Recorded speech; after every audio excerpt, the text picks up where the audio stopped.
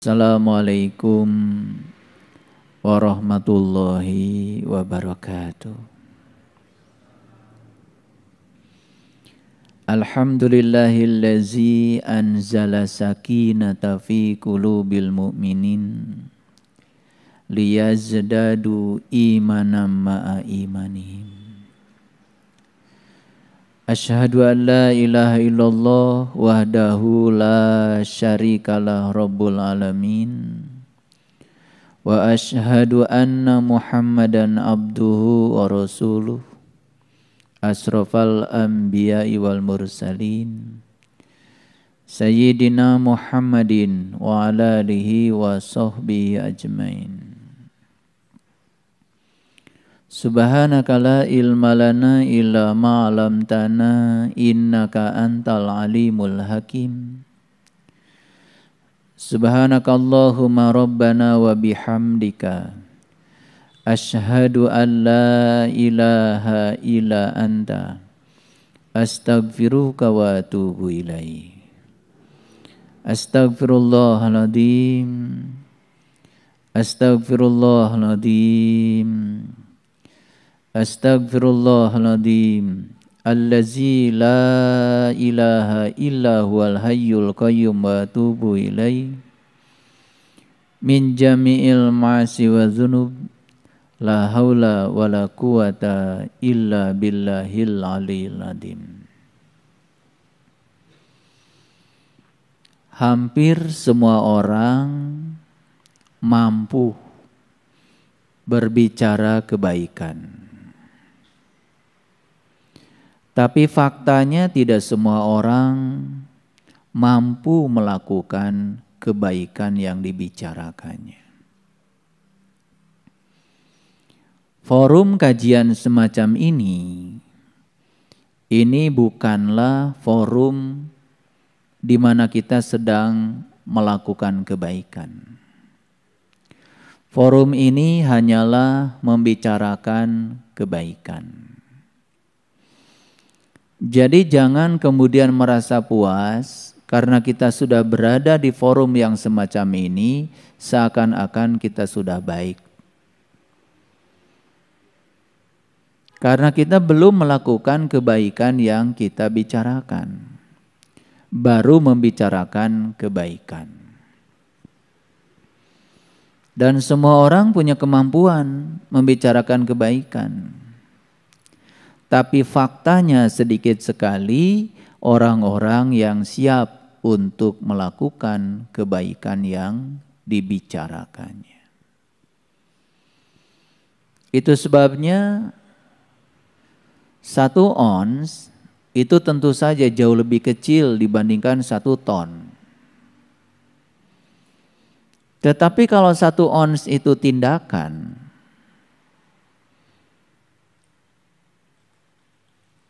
itu lebih berharga daripada 1 ton kata-kata.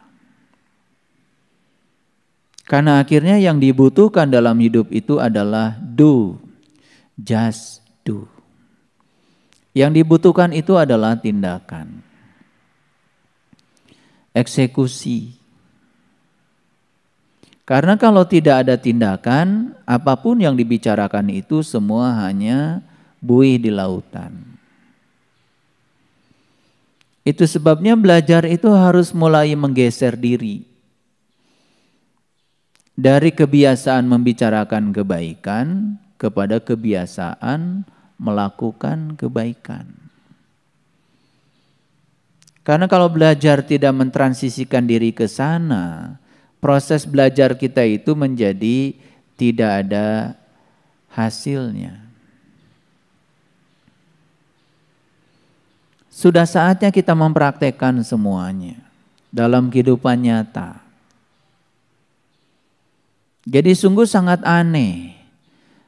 Kalau kita suka berbicara, saya punya Tuhan namanya Allah yang Maha Pengasih, yang Maha Penyayang. Dan Allah pun bersama dengan saya setiap saat. Tapi kok watak kita tidak pengasih. Watak kita tidak penyayang. Bahkan keras, kemana-mana hanya menebarkan kegelapan. Katanya Tuhan saya itu Tuhan yang maha lembut, Al-Latif. Dan saya yakin Tuhan selalu bersama saya setiap saat dimanapun saya berada. Loh kok kamu keras? Tidak mencerminkan kelembutan Tuhan yang ada dalam dirinya. Katanya Tuhanku itu maha kaya. Al-Ghani. Loh kok kamu kemana-mana cuma mengeluh tentang kehidupanmu? Ini ketidaksadaran yang harus segera dibereskan. Jadi jangan-jangan ada sesuatu yang salah. Jangan-jangan kita tersesat tidak di luar diri kita, tapi kita tersesat di dalam diri kita sendiri. Karena kita disesatkan oleh pikiran kita sendiri. Karena kita masih mengidentifikasi diri kita sebagai pikiran. Dan kita belum menemukan diri kita yang sebenarnya. Penting untuk saya bicarakan ini. Karena penyakit aku merasa seakan-akan sudah mencapai tingkat spiritual tertentu. Merasa seakan-akan sudah mencapai kesalehan tertentu. Merasa seakan-akan apa yang saya jalani ini adalah suatu kebenaran, bukan ilusi kebenaran. Penyakit merasa ini sangat berbahaya. Karena penyakit merasa ini bukan membuat kita semakin sadar, tetapi membuat kita semakin tidak sadar dengan ketidaksadaran diri kita sendiri. Dan kita lupa ya mengukur keberhasilan itu dengan indikasi-indikasi yang nyata, yaitu fakta kehidupan. Bagaimana Allah bisa menyatakan bahwa kamu sudah berhasil selama kita sendiri masih berkecimpung di dalam pikiran-pikiran yang negatif. Kalau kita saksikan di sini nih, di ruangan ini. Kalau benda ini saya jatuhkan dari ketinggian ini, dia akan jatuh ke bawah.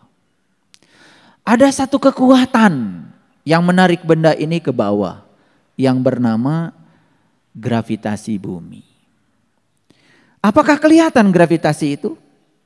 Tidak. Gaya gravitasinya nggak kelihatan, tetapi dampaknya ada.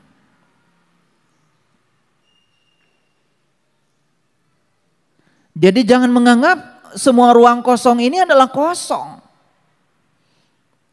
Karena di sini ada satu kekuatan positif yang luar biasa. Dan kalau kekuatan positif ini kita bisa berdayakan, itu yang akan mengubah kehidupan kita. Dan kekuatan positif itulah yang telah menciptakan alam semesta ini. Kekuatan positif itulah yang telah membuat kita lahir ke alam semesta ini. Kekuatan positif itulah yang telah mempertemukan kita hari ini. Dan yang kita saksikan adalah dampaknya. Bahwa kekuatan itu ada. Itulah kekuatan Allah. Kecerdasan semesta tanpa batas yang meliputi seluruh semesta raya dan meliputi diri-diri kita semua.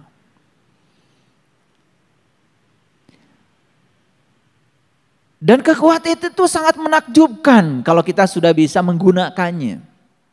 Jadi pertanyaan kenapa hidup kita hari ini belum menakjubkan? Sederhana saja. Karena kita belum bisa menggunakan kekuatan positif itu. Dan kekuatan positif itu belum hadir sepenuhnya. Yang hadir pada diri kita justru kekuatan-kekuatan yang di luar itu. Ketiadaan kekuatan positif. Itu yang hadir.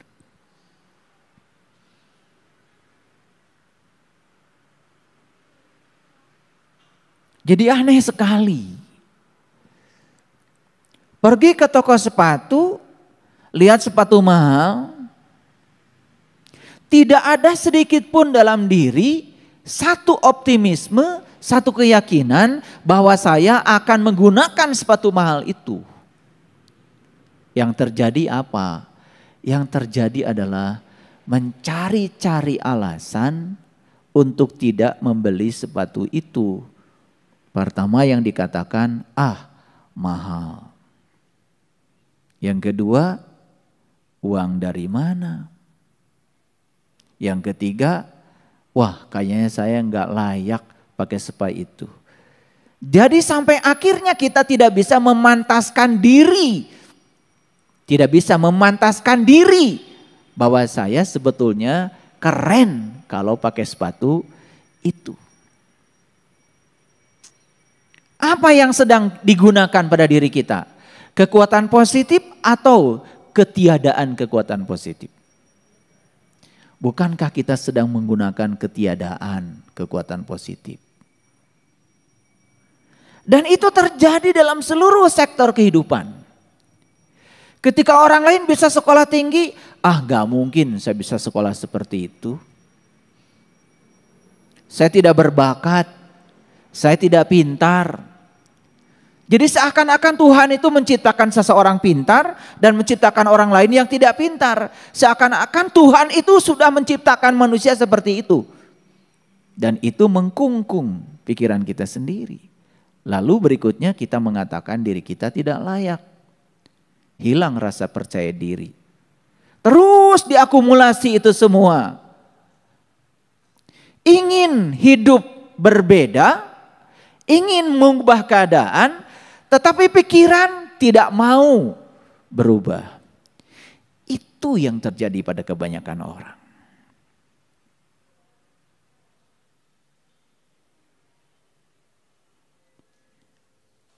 Jadi benar kata Syekh Abdul Qadir Jailani. Manusia itu kebanyakan terjebak oleh 4 hal. Yang pertama, lebih banyak melakukan aktivitas yang sebetulnya dia tidak tahu.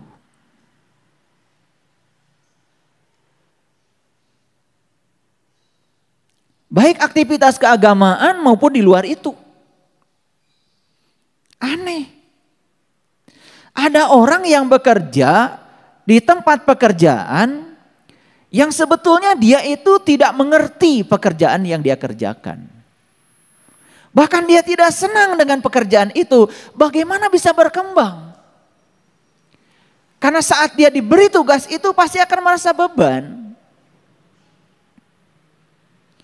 Saya terkejut ketika di sertifikasi guru, saya bertanya beberapa orang secara pribadi. Ternyata mereka itu tidak bercita-cita jadi guru. Dan sekarang profesinya jadi guru coba. Ini fakta. Bagaimana dia bisa berkembang? Akhirnya ditanya oleh siswa marah. Ketika siswa tidak mengerti marah. Jengkel. Karena tidak ada kasih sayang di dalam dirinya.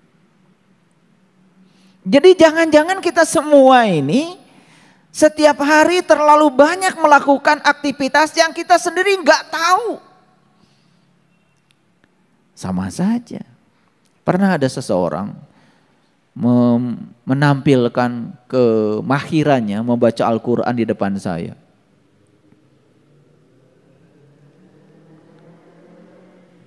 Luar biasa lah. Makhrajnya udah luar biasa. Setelah selesai dia menampilkan keterampilan membaca Al-Qurannya, saya tanya, dari tadi itu kamu ngerti nggak yang kamu baca? Gak ngerti Pak.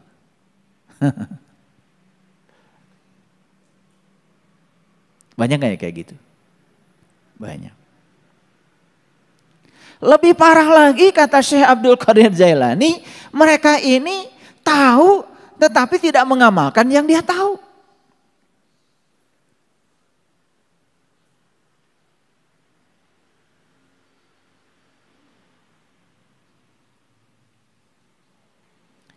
Minum air putih banyak itu sehat apa tidak? Tahu nggak? Tahu. Tetapi rutin nggak setiap jam minum air putih?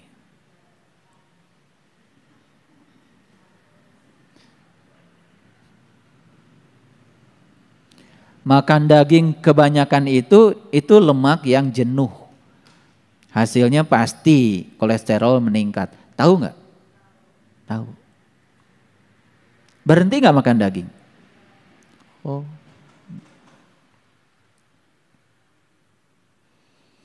Kalau makan nasi kebanyakan itu, pankreas kita akan terbebani karena gula terlalu banyak. Dan kalau tidak diubah menjadi gula, tidak diubah menjadi energi gulanya, tahu nggak? Kalau gula itu akan diubah menjadi kolesterol jahat dalam tubuh. Tahu nggak? Kalau makan ada nggak kesadaran, duh nikmat, tapi harus berhenti. Ada nggak? Nah, ini yang kedua lebih parah lagi dari yang pertama. Yang ketiga, kata Syekh Abdul Qadir Jailani lebih parah lagi, tidak berusaha mencari tahu saat tidak tahu. Lalu terus aja melakukan amalan-amalan yang dia sendiri sesungguhnya tidak tahu.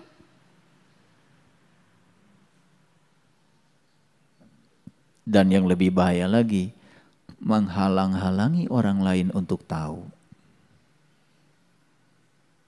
Dengan kata-kata sesat kek.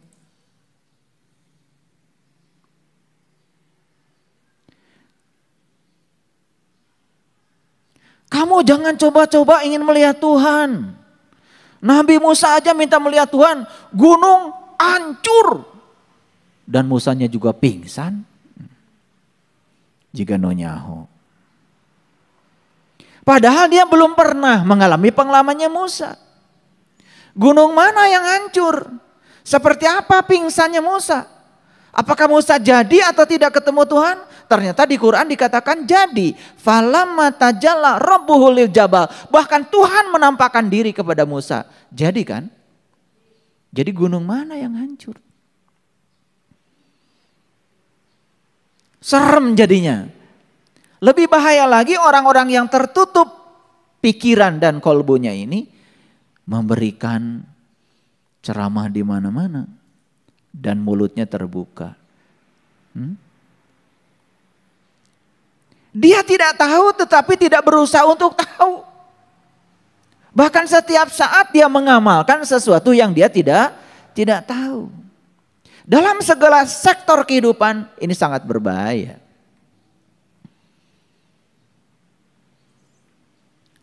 Saya ditanya sama mahasiswa, Bapak itu kalau ngajar fisika kok nggak pernah bawa buku. Tapi tahu-tahu udah ada 8 papan tulis aja penuh rumus semua. Saya bilang saya itu seneng. Dari kecil tuh saya kalau lihat buku fisikanya udah seneng gitu. Lihat rumus-rumus itu saya seneng. Wah, saya kalau lihat rumus Pak pusing. Kenapa kamu masuk jurusan fisika? Kamu jadi stres. Kamu akan mengerjakan sesuatu sebagai beban. Betul enggak? Harusnya temukan diri kamu yang sesungguhnya. Jangan menyiksa diri sendiri. Jadi di dunia ini sekarang banyak sekali orang yang menyiksa diri. Dengan melakukan aktivitas yang dia sendiri sebetulnya tidak suka. Cuman karena tuntutan pekerjaan ya dilakukan saja. Jadi tidak berkembang. Betul apa tidak? Ini berbahaya. Jadi bagaimana kita bisa berkelimpahan lahir batin? Kalau setiap saat kita mengizinkan diri kita mengalami tekanan lahir batin. Nih makanya nih saya kasih tahu, udahlah kita menggenerasi lama, korban dari sistem lama. Tapi anak cucu kita jangan dikorbankan lagi pada sistem kita. Dan jangan mereka dicetak menjadi diri kita yang baru. Ya diri kita yang lama yang diperbaharui maksud saya. Jadi meneruskan ya warisan yang tidak baik yang sudah kita jalani itu. Jadi maksud saya. Karena bapaknya tentara, anaknya pokoknya semua harus jadi tentara. Padahal belum tentu kan dia pengen jadi tentara. Apa bapaknya ilmuwan, semua anaknya harus jadi ilmuwan? Kan belum tentu, siapa tahu jadi pengusaha. Betul nggak? Gitu. Inilah sebetulnya penghormatan kita terhadap kehadiran setiap manusia ke semesta ini itu kurang. Lalu dipandang setiap manusia itu harus mencapai seperti yang sudah kita capai. Padahal yang kita capai pun kan hanya keberhasilan menurut versi kita. Betul apa tidak? Oke. Baik, sekarang kita lihat tayangan berikut ini. Tidak ada seorang pun yang hidup tanpa adanya orang yang dicintai dan orang yang dibenci. Jadi tidak ada di dalam hidup ini orang semuanya cinta pada kita. Dan tidak ada dalam hidup ini semua orang juga benci pada kita. Betul nggak? Pasti dalam hidup ini ada yang senang pada kita, juga ada yang tidak senang kepada kita. Bukankah kita pun begitu? Kan kita juga tidak senang pada semua orang. Betul nggak? Ada yang orang disenengin, ada orang yang tidak disenengin. Kan begitu? Ayo tanya dulu pada diri kita masing-masing. Betul nggak kalau ditanya diri, apakah kamu sudah menyenangi semua orang 100% di dunia ini, atau masih ada orang yang disenengin dan ada orang yang tidak disenengin? Pertanyaannya, ada atau tidak? Ada.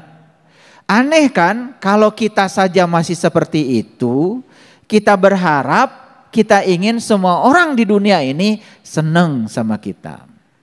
Aneh kan? Jadi ya di dunia ini ada dua kelompok, ada yang senang kepada kita, juga ada yang tidak senang kepada kita. Saya mau tanya, kira-kira apa yang harus kita siapkan?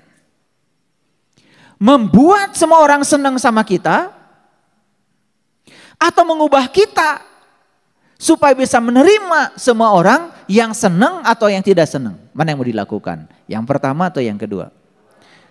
Pinter ya. Tapi dilakukan apa tidak? Pinter ya, kalian tuh memang pinter kalau ditanya.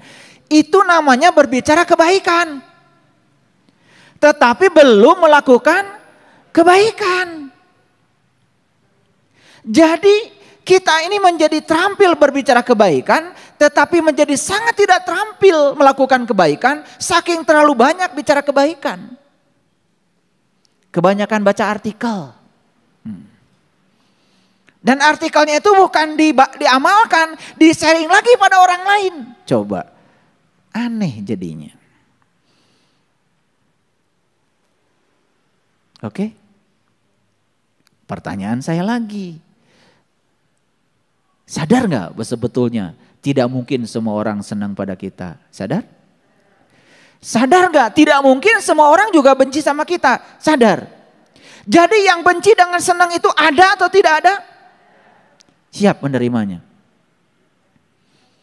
Lemes lagi ngomongnya. Bilang adanya tadi kencang. Begitu mau menerimanya lemes lagi. Ini persoalan, kenapa kita sudah sadar bahwa itu ada, tapi kok kita tidak bisa menerima keberadaannya? Kalau gitu saya tanya sekarang Bapak Ibu. Saya kasih uang 100.000 semuanya. Tetapi gambarnya itu yang ada cuman sebelah. Yang sebelahnya nggak ada gambarnya sama sekali. Mau nggak? Nggak mau ya. Ini urusan duit pasti nggak mau. Tapi kalau saya kasih uang 100.000 semuanya dan gambarnya lengkap. Sebelahnya ada, sebelahnya juga ada. Asli nih.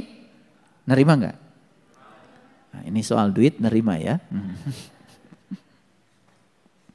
Padahal sebetulnya orang yang senang kepada kita dan orang yang tidak senang kepada kita persis seperti uang kita yang bersebelahan dua-duanya.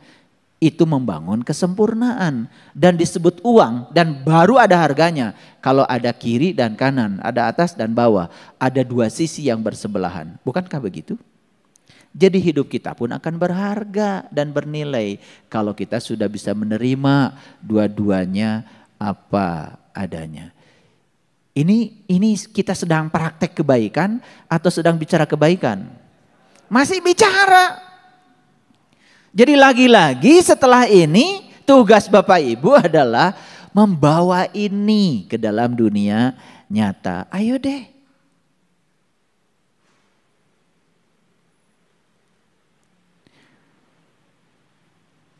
Jadi saya itu punya keinginan, nih keinginan saya nih. Kan tidak semua tuh putra-putra saya di BSI ini mampu.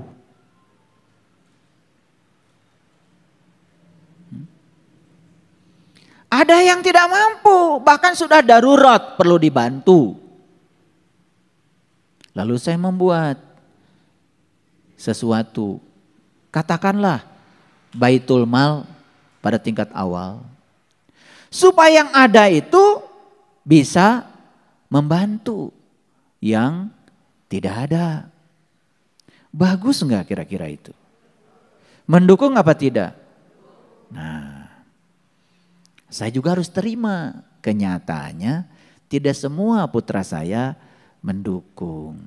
Jadi ada yang ngasih surat cinta sama saya banyak.